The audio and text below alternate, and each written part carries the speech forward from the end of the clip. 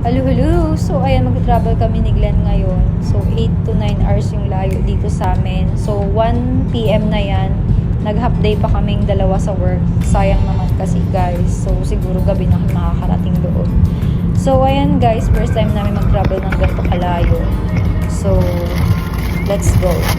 Pagkasakay pa lang namin ng sasakyan, kumain na kami agad kasi hindi pa kami nagla-lunch. Dumiretso na kami agad. Sinundo niya na ako sa work. So, after namin kumain kami ng chips. Tapos, after ng 30 minutes drive namin, nag-low tire pressure yung sasakyan namin. So, hindi ko na na-video. Gumilid na lang kami.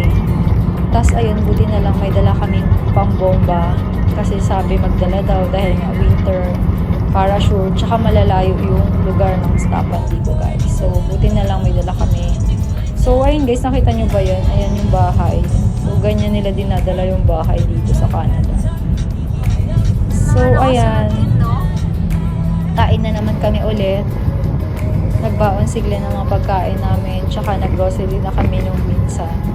Para at least ready na kami. Kasi nga pumasok pa rin naman kami. So, wala kaming pasok ng Saturday, Sunday. So, uwi din kami ng Saturday na hapon, guys. So, ayan, tamang inom lang ang first one. So, ayun guys, magte-travel kami. So, sa mga ibang vlog ko na lang sasabihin kung bakit kami magte-travel. After 3 hours ng biyahe namin, nandito na kami sa Peace River. So, ganyan lang yung itsura dito, guys. So, walang snow yung iba naming dinaanan. Tapos, maganda yung panahon ng time na yan. Pero, ayun guys, isi-share ko sa mga ibang videos ko nung pauwi kami. Grabe, sobrang snow.